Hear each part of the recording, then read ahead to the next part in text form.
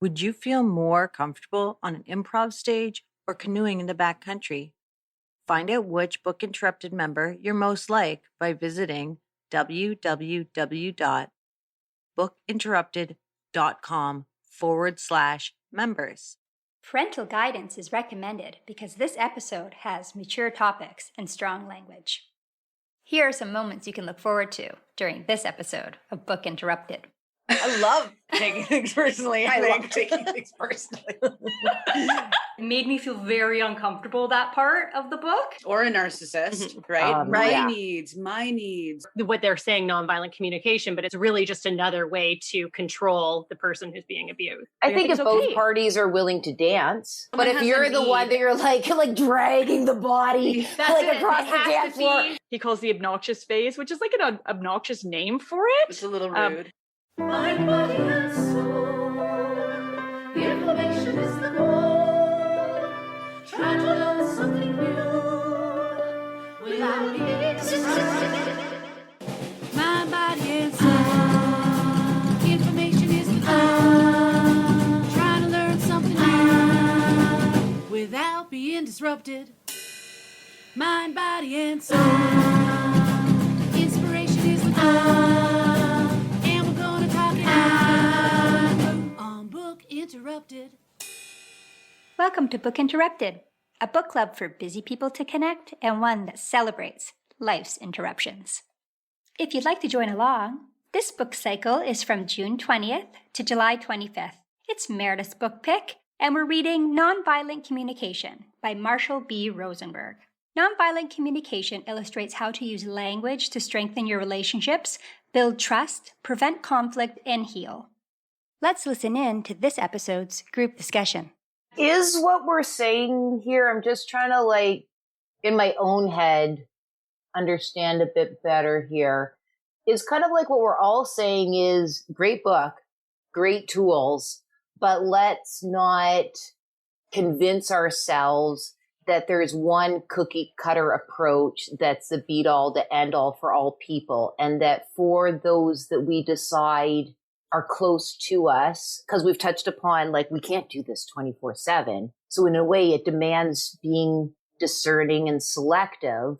For those that we do decide that we care enough about, that we want to engage maybe in a more meaningful connection or means of support, is it kind of inviting us to really know who we're dealing with, that whole personal approach. The difference between Kim and Lindsay is that it almost reminds me of trust building exercises, where in order to, one of the steps of building trust with another is becoming a student of that person, so that you can't ever assume that this is going to work for Meredith, this is going to work for Leah, and it's going to work for all of us all in the same way, because it's not. That is taking away who those people authentically are, that we can't apply one cookie cutter approach, and we are being invited to be selective with who want to engage with. And part of that is understanding who that person is. And then for the person who is struggling, there actually is a responsibility, if they want to be treated in a certain manner, to find a way to share. I think what I need right now is fill in the blank. Here are my Is that kind of like what we're all saying? Yeah. Okay. For me, the self-compassion part is big. Yeah. I also think there was some cookie cutter part that would work for anyone if they chose to use it, like sussing out the difference between feelings and observations, or interpretations rather. That's just a good tool for everyone, because all the time, or we use interpretations as feeling words, I think, just as everyone does. I feel unappreciated. I feel manipulated. Yeah. Well, that's not a feeling. So let's get down to the feeling. Yeah. That's just that was kind of an interesting, I guess, list in the book that I liked a lot. Yeah. I didn't like the test because I didn't pass it fully, when it was and it gave you all the things, and it was you have to identify which ones are and I was like, well, 1 through 7 is all of them. And then he goes, if you chose this, then I was like, I love how the wording on the quiz is where it's not you're wrong. I do not actively agree with you. Totally. He will not judge you. Say it, dude. You guys don't agree about it. We are not in agreement. He does sound like an android a lot of time, though. I think that's probably why there's more books about, like, because it's such an old kind of process, there's more books because, like, this one comes off as very, I don't know, like the way he talks. If somebody talked to you like that, I don't know, you just be like, No, that's what my friend was saying. She's like, it's good for conflict resolution, like, because she's a psychotherapist for children and parents, right? So she says it's a good tool to be like, so you're feeling this and you need this. And then she's like, do you hear? Can you repeat that? Like, it's good for that between parents and children that are you can communicating only well. really use this with someone who is willing to participate with you. Well, who Hard knows to it use a lot of also. these skills on your own.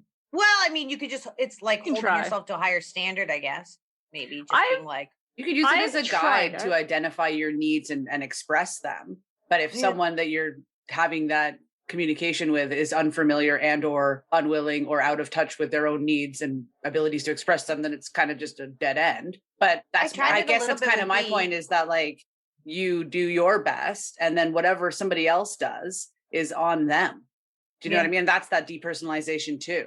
Like, well, I expressed my need and I explained why I was feeling the way I'm feeling. And if they're over there taking it so personally that they can't possibly move forward in this communication, there's nothing else I can do about it except for have the wisdom to understand that it's not about me anymore. You know what I mean? I held up my end of the bargain as far as this communication's concerned. And that's up for someone else to figure out how they can hear feedback or not. You know, like that's where I kind of stop with you, Mare, when you're like, I don't want to be responsible for someone else's feelings. Like, and I mean, maybe you didn't mean that, but in the circumstances that I'm describing right now, I won't be responsible for someone else's feelings. There's a whole bunch of history and narrative and so many things that you can't control that someone has that they bring to the table when you communicate something to them. If you do your best. You were great at that, Kim, when we had that slightly violent communication. In, what was it now? What book was that, y'all? Untamed. It was Untamed, but we started talking about racial things. It was about tone policing. Tone policing. Yeah. Tone policing. And you were really good when we looped back. You were like, no, you didn't take any of it personally. And I was like, fuck me. I love taking things personally. I love taking things personally. Yeah, I had the benefit of already like experiencing the feelings of taking things personally from reading, like from pre-reading. Oh yeah. You know what I mean? And then I recognized your reaction because I had experienced similar reactions. So it was empathy, right? Because I knew I could understand why you were feeling how you're feeling, and I knew it wasn't about me. Like I just knew, like it just not, right? And so yeah. If we had read White Virility, White Fragility before, I guess, that conversation, I'd like to think I would understand it better. You would have, because that's exactly why I was able to, because I had read some literature already that like opened me up to the whole thing. And the first thing that happens to you when you first get opened up to it is you freak out. So like, but like I just didn't do it here. I already had it. I already had my freak out. I like to save things for the internet. Yeah, that's good. Then the most people can see it. Yeah, then better like that way. God willing. Yeah. This interruption is brought to you by Unpublished. Do you want to know more about the members in Book Interrupted? Go behind the scenes? Visit our website at www.bookinterrupted.com. Book Interrupted. This interruption is that I am in Newfoundland. My partner is the production manager of a theater festival out here every summer, and we decided that it would be great that I come out and work with him for the summer. So I'm working in theater again, which has been a really long time since I've worked in theater, and it'll be really fun. So we've got here, we're quarantining for a couple weeks, and then I'll be working in the festival in beautiful Newfoundland, out of the city and with the fresh air. It's just wonderful. Book Interrupted. I think though, like when we talk about feeling, like he's like, don't feel responsible for other people's feelings, but there's kind of like a conflicting need in there, I think, because there's certain people in my life that though I don't want to be responsible for their feelings, it's important for me that they are not stressed. The people that I love very much, I don't want them to suffer. And because I love them so much, and part of the way that I show that love is like doing things for people or or trying to be there and try to help them work through it maybe, or just doing things for them to make their lives less stressful if they're in a situation, then there's a bit of a conflicting need there because I might not have the energy to work through their emotions and needs and feelings if they're not in touch with them, but then I want to. So this is another like, I need this and I need this. And can I do them both at the same time?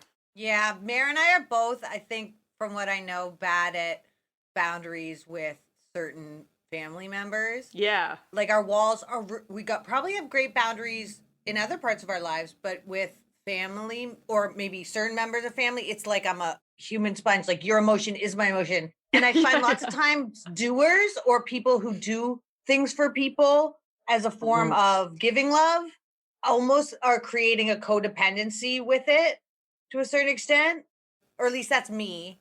It's like I'm creating the monster as well. Mare and I are really in the same boat on this one. It is. I think that's what I'm thinking. Like, I feel like it's an opportunity to look inward. Yeah. I understand Mare on this because we have very similar partners. Well, I was going to say something similar to that. Like, if Meredith plays out what she's saying, her conflicting need is actually reinforced because if you are potentially make a misstep and you go somewhere you shouldn't go because you don't have the time to give it, but the conflicting need kind of takes you there, then you create in yourself the inability to meet, you know what I mean? Like it self-perpetuates. So by virtue of being able to observe that, you can come to the conclusion that that's not, you don't actually effectively take care of them. So you're not meeting your need either way. I know, right? but So I there's a love different it way kind to of meet too. that need. It's so romantic. It's like we're so into each other that like he's sad, so I'm sad, and I'm sad, so he's sad, and we're both fucking creating this tale. awful. But again, there's a codependent difference relationship, between But it's so romantic. is it or is it? Like I I'm don't miserable know. and I hate him, but God, I love him. Feels like love What's to the me. real need? Is it a true need or is it a compulsive need that drives a pre-existing narrative? Like what we talked about with mom is that the way that she loves is through her actions. So she has to do, if someone who she loves in her family is struggling, that is actually requiring a lot of internal check-ins on her part to say, am I taking this lesson away from the person that I love by interfering and doing an action?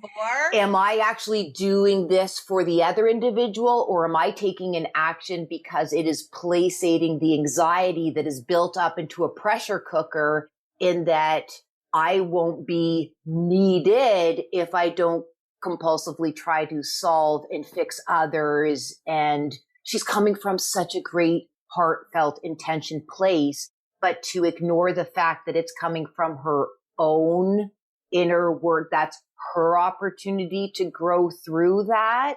Yeah. So I think like kudos to you, Meredith, for calling it out, and you, Leah, for owning up that part of the way you love is doing actions, but is that necessarily what is best suited or helpful for the individual? Is it the most loving? Like I'm wearing him as a skin do? suit. What kind of suit are you wearing? Skin suit. Skin suit. Wearing it. Like I want to do all his feelings for him. I just like, I don't know. I got messy boundaries. Mare, I'm not projecting this onto you. I feel like it's because like when you love someone, like Mare said, you want to help them like avoid, you don't want to see them suffer. You want to help right? them, their needs be fulfilled as well. Right. But sometimes the suffering is connection. their need. Sometimes they need to suffer. And, yes. And it's your need that your need to not have them suffer that you're tending to, but you're calling it their need. You're helping them with their yes. needs. I have an example. Okay, when I first read this book, because there's somebody in my life, and what I assumed they wanted was like connection, right? But how they try to get that connection is kind of saying the same things over and over, and it's just like being stuck and never getting there, like running around in a circle.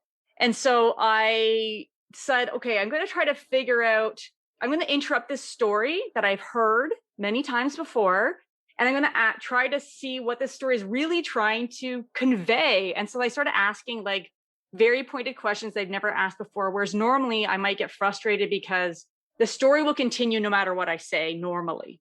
And my feedback will not change the story. And so it's kind of that like a not feeling heard, which is kind of be frustrating because then my need for connection is not being fulfilled. And then I realized that their need for connection wasn't being filled either. So what are we doing here? Right. And then so I started asking very pointed questions. And for the first time on this particular story, it changed. And we started talking about completely different things, not completely different, different things within it. And then it stopped. And it was like, it was over. Like after many, many years of the same story, the story had changed and finally stopped running in a circle and found a destination.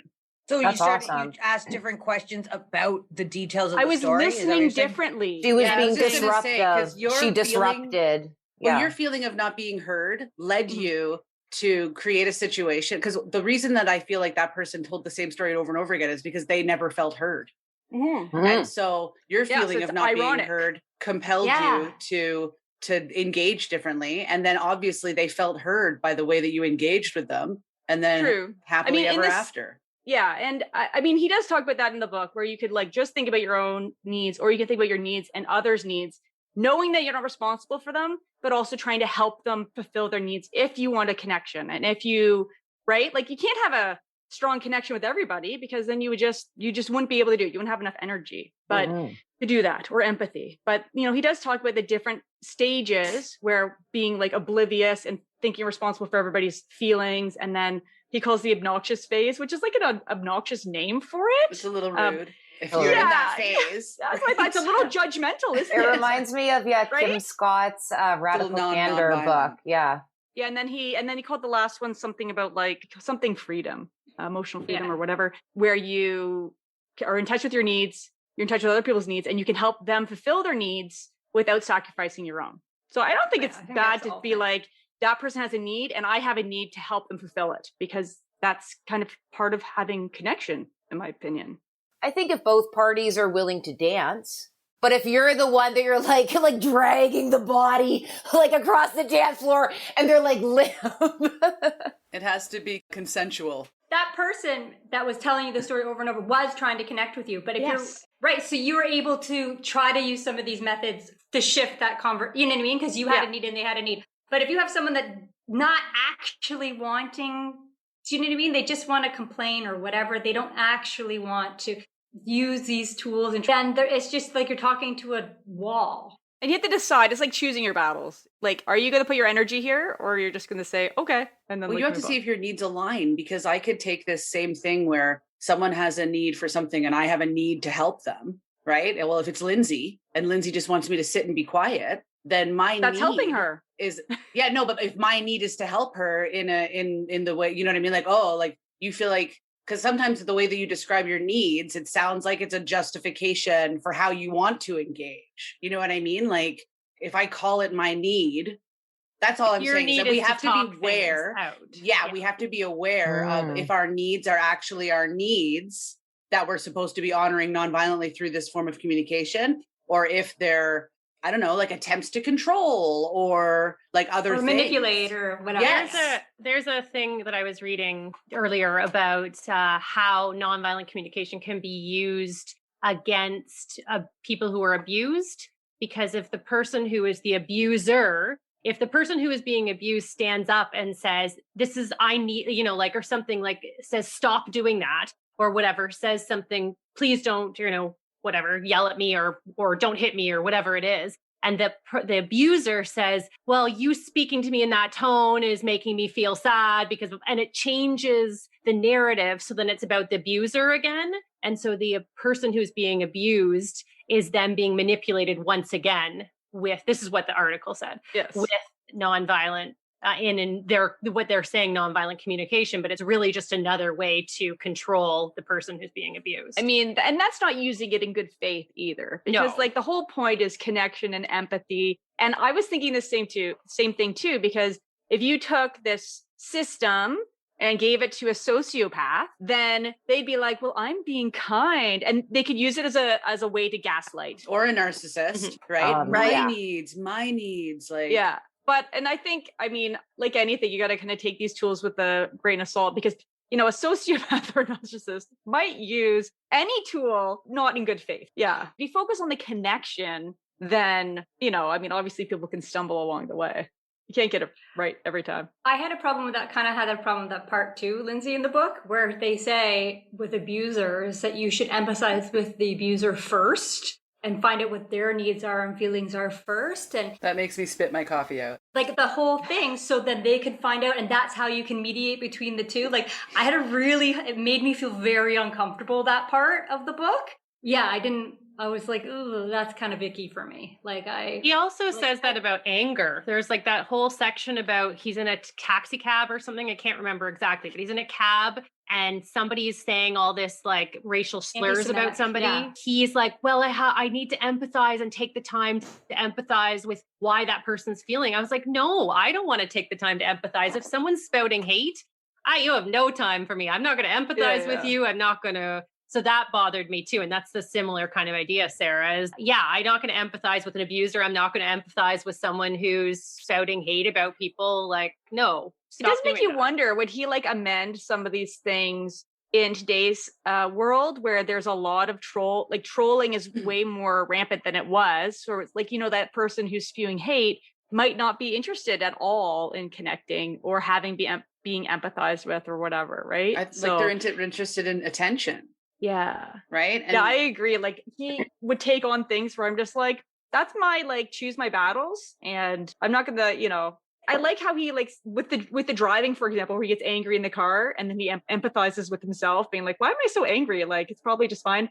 And that was that old lady who was like really slow and looked terrified. And he's like, oh, I'm glad that I stopped and like checked my anger. I like those kind of tools because you can control yourself most of the time. Sometimes I feel like I'm out of control. That's the anger part. But it's nice to try practicing these tools because I don't know. I like the idea of understanding others, even people who choose to behave poorly. Yeah, you don't have to engage, but just understanding where they're coming from can really help yourself. Yeah. Not get pulled in. But I think we're all allowed to decide for ourselves. So like what you're saying, like choose your own battles. I think Lindsay is right. Like if she was in a taxi cab and she was like, no, I'm not playing this game. Like, I think she has every right to choose that she can just leave and not try to seek for more understanding. But I don't think we can just write off. Yeah, again, we're back to those blanket statements or those cookie cutter approaches. Like I'm even changing the way that section, Sarah, also was uncomfortable for me as well. And I don't even want to use the term abuser anymore because that takes away from the humanity of the individual. And I know I'm prone to tipping into over empathizing to the point of enabling. I absolutely own that. But when I do try to take a step back, I know that I would appreciate if I was having very poor methods of communication, whether that's with my body or my words. I know I'd appreciate the fuck out of someone that took the opportunity and time to want to understand me and not label me an abuser because I am more than that. No, and I get that it's uncomfortable. I just think that we need to choose for ourselves. Yeah. And you have to look after yourself. But if you are curious about maybe why someone is behaving so poorly, and it doesn't mean that they get out of jail free. It is not saying that this person, well, because all these bad things happened to them when they were growing up and now they're a blatant a-hole, you know, that means that they don't have to take any responsibility. But yeah, there's just, I don't know. I'm just speaking from like personal experiences. I don't know that I any longer feel comfortable labeling at least some people as abusers. I'd rather label them as who they are, who have abusive tendencies. And them first, Sarah, because they're more likely to be aggressively pursuing the violent communication. Mm-hmm. So I think it's disarming tactic. I think it's a strategy, right? Mm-hmm. So we get the abuser feeling heard, and then obviously they should lessen their aggression because that's the victim's not scared to speak up as well, because the victim might be too anxious to say anything if they think that the person who's more likely to use violent communication or other means is going to get triggered, right? Because they're going to be protection mode. Oh, so that's why they get to go first. Does that maybe feel uncomfortable, the first? Like what? So their needs are the most important? It's like a de-escalating. Because that's what makes me feel uncomfortable, right? It feels like going first is special. But kind of, because their needs are the ones, if they're not met, that can lead to a black eye. Like, yeah. So maybe, like, whichever need is going to result in the physical whatever. Yeah, and it totally. Although that just shows you I'm a flighter. Yeah, So you're like, needs? I don't know. I'm out of here. be there. I'm there. Like, see ya. Also, it made me realize when we were reading, I like how he had the needs part and the, like, you know, they had all the emotions, which is great, but the needs was what I have the hardest time with, and realize after, I would say 90% of all my conflicts have to do with my need for peace. That's it. So leave me alone. And I realized that my husband, his primary need is peace too, and we have 3 children. So now that I've read the book, I hear all the time, both of us, even my husband this morning said to the kids, she said, my daughter said, oh, you just go upstairs or you just watch soccer all day yesterday. And he's like, yes, because I need peace. And that doesn't happen if I'm downstairs with you guys. And I was like, oh my, and my primary need is peace too. So maybe that's why we communicate so well. Well, don't you think that sometimes your need for peace is the very reason you find yourself in conflict? Because you choose a fake peace over top of engaging in conflict? Ooh, yeah. Right? For so many things. Yeah. That's what I mean. All my conflicts go back to that need for peace. All of them. I did something to like temporarily stop this conflict because I need peace. And I when I thought while reading the book that all of them, like, people pleasing to prevent the peace, and then a bigger conflict down the road, like later being like, why did I do that? Because now this is worse. Like, my need for peace causes all my conflicts, for sure. Yeah. Does everybody else have a specific need that they noticed that was really... Now I have to look at it. I know, I have to look at them too. I don't know. It's page 44. I'm just like Sarah. I'm like, need for peace. And I always do the short-term gain that leads to the long-term shit. Damn it! And that doesn't work for kids. It doesn't. One of my kids' primary needs is autonomy. And so she wants to do everything. And sometimes I just want to be like inside myself. And so everything is, everything. Although she's getting really good at cooking, so. Mine's on 55. Oh, how many need lists are there? I love the need list because 232 has like a... Yeah, 232 has a list. Oh, there's lots of need lists. I marked the Yeah. one at 55. Oh, I see it. Yeah, I have an appendix. I didn't even know I didn't even know I had this. I wonder if Leah's is fun. Oh, yeah, way up there is for fun. sure. And one that popped right off the page when I opened the interdependence one is like honesty is like super high on my list. The empowering honesty that enables us to learn from our limitations. Like, that's why I have to talk through problems that can be talked through. Like, I have to be on it brutal. I don't have to be, but I like to be super brutally honest of who, how, what I've done. And unfortunately for people who have to have that conversation with me, I'm a horrible mirror. Like, I will tell you exactly what I think. And I try and do it in a nice way, but like, I'm really honest, and that's hard on people. I love it about you. I justify it because, like, some of the messages that you're delivering honestly are super painful, but it only shows how much I love you, because I don't want to make you feel bad, but the fact that I love you trumps that. Yeah, like, to me, that is love. Like, to be honest with me, I guess that would be the need to be seen like, really be seen, even in the ugly parts, and still love. So I guess I would say that's my primary need, is to be seen or heard.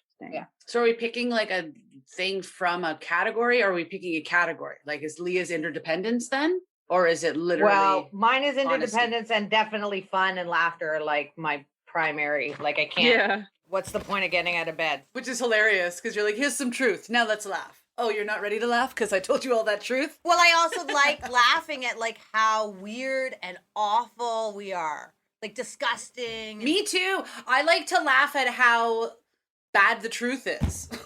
Like... Yeah, like how bad. Like, like how psychotic like, in the moment I can't do it, but like after, like, oh my God, can you believe?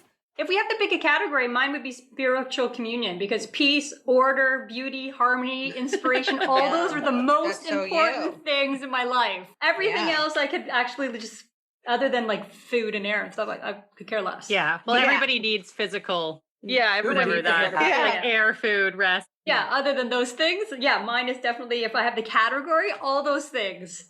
That's fine. Mine I is think sexual my- expression. No, I'm just joking. I knew it. I think I agree. my category, most of them fall under interdependence for me. If I was going to Yeah, choose the that's not a factor for category, us. yeah. Okay, this tells you how much of a loner I am. So autonomy, it's probably a tie between autonomy and integrity. Just like mostly, I just want to be left alone to do what I want to do. I just want Super hard to be a mom and have a child. I just want to be allowed to learn something new. I want to do woodworking. I want to play the piano. I want to write. I want to be inside my head and not have to interact with anybody when I'm feeling like I need to fill my bucket. That's what I need. I need people to leave me alone. I don't want to talk to anybody. I don't want to do stuff with them. And so that's why it's really hard, especially like my daughter she's very interdependent, but she also needs autonomy as well. But she's only 5, so she can't do everything by herself. I don't want her using the stove by herself, even though she technically can. If something goes wrong, I have to be available. Like, she doesn't know how to use a fire extinguisher. I know. That's my kid too, man. Nightmare. It's like she wants to do everything with me, but hates my guts and any of my ideas. Yes! She doesn't want to do it my way. She wants to do it her way. Yeah, but you have to stand here and watch me do it, though. Like, okay, go do it yourself. Go for it, kiddo. No, you have to come with me to watch me ignore you. Yeah, it's like, here's the recipe. She's like, but I want to do it this way. I'm like, but it won't rise that way or whatever. But she wants to do it she wants to do what I'm doing, but her way. Yeah. So what do you think you are, Lindsay? I know you hate categorizing yourself, so I want to find this is hard. I don't know why I asked this question. You need all of these things. The things you need all of them. But like when you're feeling like stressed, I just mean like what's your what thing you think dominant? Yeah, I mean honesty, I'm all for that. That's a big thing for me. Creativity is important. I don't know, I feel like I'm a little bit of so many things, but that's what I always feel like. That's okay. That's a type. Yeah, You can have something from everywhere. Like understanding and trust are really important to me too. Like it takes me a while to trust people and to let them be part of my life and for me to want them to be close to me. So I think that's important. I don't know. It's hard understanding, I guess. I mean, so many of them. You need them all is the thing. Like love, reassure, like you could say. But where do you go when your bucket's empty? Like when your bucket's empty, what is the thing that's going to fill it? Well, creativity then. That would be. I feel like if you had a category, you would be integrity. But that's me. I think so too. You. Yeah. Meaning, creativity, authenticity. Like I thought the exact same thing. Not yourself. Now that you say that, yes, Meaning. I agree. Mm-hmm. Yeah. If I had to fill my bucket, it would definitely be stuff in that category for sure. I don't know. It's so hard. I don't know why. It's hard because you need them all. That's the thing. We all need them all. You feel like if you pick one, you're saying you don't need another. Like I need love too, but I'm still like spiritual communion for sure. Peace, order, harmony. Yeah, that is you. Where like I need emotional safety, but I can also do pretty well with when I don't have emotional safety. Like Kara, I feel like you need emotional safety a lot. Do you think that's true? I think I can operate. This but that's book just has because been of things that happened in the past, right? Like you learn to operate. I need emotional. Like there's lots of things in here that I need. That you need. I know. I think that like I don't think I would need emotional safety that much, but I feel like when I read that word, I'm like, Kara needs that. Yeah. Like I can fill my think bucket part of feeling like I can bring myself forward is establishing is there emotional safety here? Yeah. Otherwise, I'll withhold parts of myself for sure. Yeah, present your best self. Oh, for sure. Thank you for joining us on this episode of Book Interrupted. If you'd like to see the video highlights from this episode, please go to our YouTube channel, Book Interrupted. You can also find our videos on www.bookinterrupted.com. Are you having a hard time waiting for the next episode because you can't get enough of the Book Interrupted crew? We've got you covered. At Unpublished, you can connect with all sorts of behind-the-scenes action. It's like an all-access backstage pass. Go to our website at www.bookinterrupted.com bookinteract.com/unpublished for your free trial today. Moments you can look forward to on next week's Book Interrupted. And he's like, oh, but it seemed like you're mad. I'm like, if I was mad, I'd be mumbling under my breath. Oh dear. You dance Yep. it out, which is Yep. like adorable and delightful. I love that so much. Yeah, okay. I mean, everyone's music. going to do it, so I'll do it, but I don't like it. Road rage, that is the only place that I don't blame myself first. I always blame the other. When we're about to express some kind of emotion or when we're empathizing or with anything, just taking that moment to just stop and take a breath. I feel that like I want to go through the fight and I like stop myself. I'm like, nope, I'm going to flight. I'll like remove myself. Book interrupted. Never forget, every child matters.